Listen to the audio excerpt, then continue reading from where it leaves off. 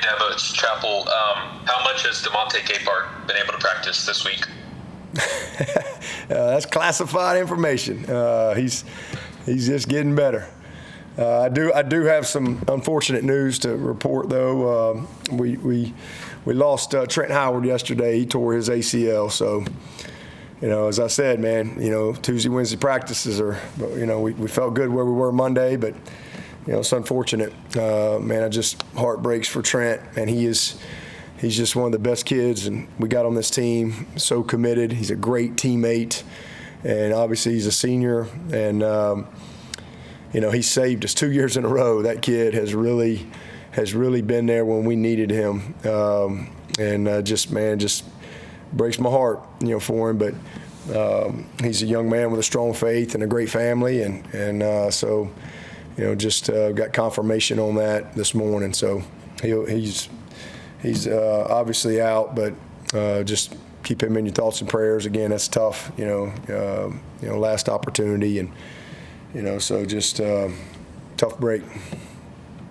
So Dabo as well. With that, what are the plans now in the offensive line? Because you got a couple other guys that are questionable, I guess. Well, we'll see. We'll see what happens. See if we can get them. See if we can. We don't play till noon on Saturday, so we got to figure it out between now and then.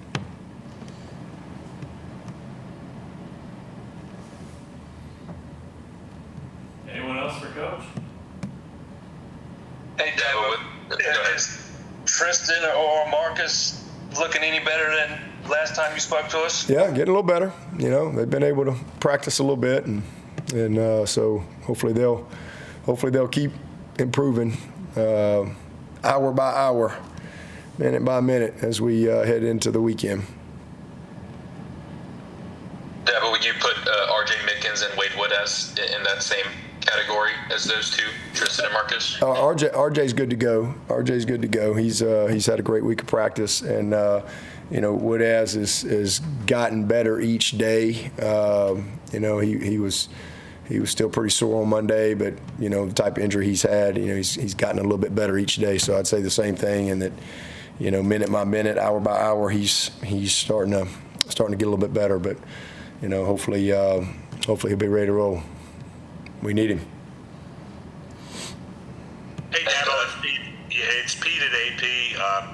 I will tell you, Shane was using your day-to-day and hour-to-hour line about injuries yesterday. Wanted to talk about the college football playoff and the format this year, which is obviously different. There's something you guys would have, if you're in, you have to deal with that FCS teams have had to deal with. The buys. Is it better?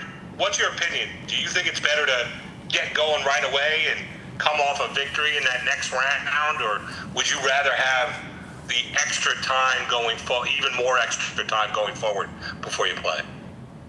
I think, are you asking me if I would like a bye week into the the momentum that comes from winning a game and then getting into the next round. Well, I guess I would say this. My preference would be to win the ACC and get a bye to the second round. That would be my preference. But, sign me up for whatever happens if we can find a way in there. But, yeah, if I had a perfect world, I'd love to win the league and get a bye into the second round and all that stuff. So, that would be ideal to me and get a little bit of a break. We just talked about, this time of year, and it's not just, us. Everybody's dealing with some injuries and things like that. So, but hey, we'll take whatever we can get. We'll be ready.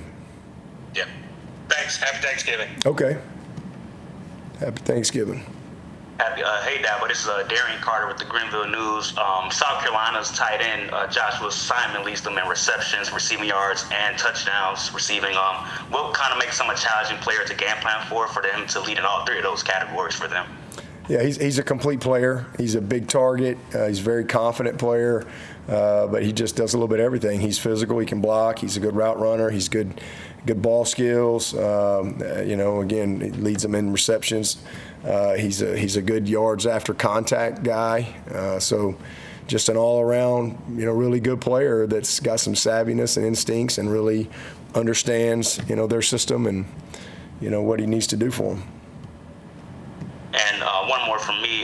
You mentioned on your radio show that I guess some fans have kind of grown numb to Clemson's success. 9+ wins over 14 straight seasons. I guess from your perspective, what can make those fans kind of, I guess, appreciate that more? Oh man, I'm not worried about any of that stuff. I mean, I'm just proud of our guys. That was that wasn't anything specific. That was a answer to a question, a conversation that we had, and we're just trying to win this game this week. That's what we're trying to do. Dabo, with signing day next week, y'all are at 14 commits right now. I know you've mentioned that you're going to be taking a smaller class this year. Is that about where you'll be at, or are you maybe could we see a few additions to that number by Wednesday? Yeah, I mean, we don't know, Chapel, because there's a lot of things that can happen internally. We're going to have to be creative even with that number if everybody's back. So thankfully the rules allow you to do that. But because we can't get to 105 until the fall, so we'll just have to see how it all plays out. It may work itself out, depending. The portal opens, and I don't have any indications, but I'm sure we'll, like anybody else, we'll have a few guys that may want to move on, and so that can affect decisions. So we'll just have to see. And one more on that note, y'all have 6 decommits this cycle, 5 since August. I know that's something that doesn't happen a lot with you historically. Is there any common thread to those, would you say, this year? What's kind of reaction to that news? It's just 2024, and it doesn't happen a lot here, and hopefully it won't happen a lot once we get into a little bit more of a normal environment. Hopefully it'll be a rare thing, but I do think no matter what, it'll be something that unfortunately will be a little more common for everyone, moving forward. Anyone else for Coach? All right, Coach. Okay. Hey, happy Thanksgiving to all y'all. Hope everybody has a great day tomorrow.